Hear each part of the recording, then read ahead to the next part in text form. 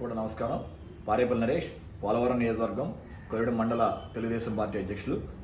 నిన్న వైఎస్ఆర్ నాయకులు కొంతమంది కలిసి ఈ రాష్ట్రంలో విద్యుత్ ఛార్జీలకి కారణం చంద్రబాబు నాయుడు గారు, కూటమి ప్రభుత్వం అని నిందలు వేయటం, డ్రామాలు ఆడటం మనం అందరం కూడా చూసాం.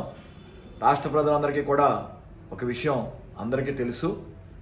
మీరు పరిపాలించిన 5 సంవత్సరాల్లో రాష్ట్రం అస్తవ్యస్తమైందన్న విషయం తెలిసే మీకు బుద్ధి చెప్పి 11 సీట్లు ఇచ్చారన్న విషయాన్ని ముందుగా వైఎస్ఆర్ నాయకులు, కార్యకర్తలు గమనించాలి.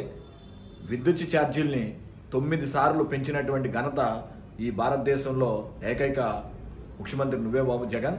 ఇవాళ విద్యుత్ ఛార్జీలు పెంచేశారు, కూటమి ప్రభుత్వం వచ్చిన తర్వాత నీ నిందలు వేస్తున్నావు.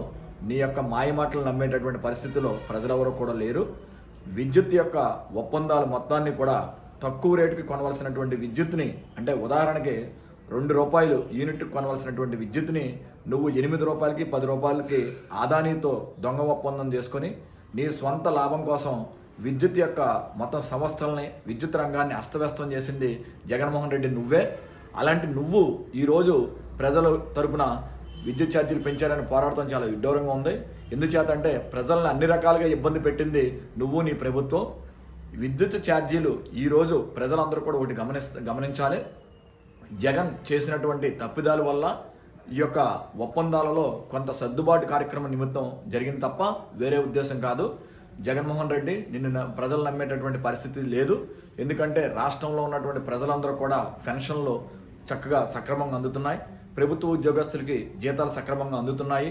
పల్లెల్లో ప్రతి చోట కూడా సిమెంట్ రోడ్లు, డ్రైన్లు అన్నీ కూడా చక్కగా నిర్మించడం మన పవన్ కళ్యాణ్ గారు కూడా వాటి మీద శ్రద్ధ పెడతాం జరిగింది. అలాగే పైన దేశ ప్రధానమంత్రి నరేంద్ర మోడీ గారు కూడా ఈ రాష్ట్రానికి రావాల్సినటువంటి అన్ని రకాల సహాయ సహకారాలు అందిస్తున్నారు.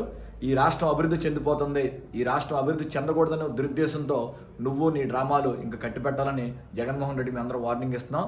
ఖచ్చితంగా కూడా కూటమి ప్రభుత్వానికి అండగా నిలిచిన ప్రజలందరికీ మంచి చేయాలనే ఉద్దేశంతో నువ్వు అస్తవ్యస్తంగా ఈ రాష్ట్రాన్ని నాశనం చేసినప్పటికీ కూడా మళ్ళీ ఒక పెద్దన్నలాగా చంద్రబాబు నాయుడు గారు, పవన్ కళ్యాణ్ గారు, మోడీ గారు కలిసి ఈ రాష్ట్రాన్ని ఒక అభివృద్ధి మార్గంలో తీసుకెళ్తున్నారు. కాబట్టి దయచేసి ప్రజలందరూ కూడా అర్థం చేసుకొని ఈ సైకో జగన్ యొక్క వలలో పడొద్దని, ముఖ్యంగా రైతులకి ధాన్యం పండించగానే అకౌంట్లో వేయడం జరిగింది. అలాగే నీ అప్పుడు LIC బీమా చెల్లించకపోతే అది కూడా ఈ రాష్ట్ర కూటమి ప్రభుత్వం చెల్లించింది. కాబట్టి అందరూ కూడా కూటమి ప్రభుత్వానికి మద్దతుగా మొన్న నిలిచారు. ఎప్పటికీ కూడా తెలుగుదేశం, బీజేపీ, జనసేన వైపే ప్రజలందరూ కూడా ఉంటారని మనస్ఫూర్తిగా తెలియజేసుకుంటున్నాం. జై హింద్.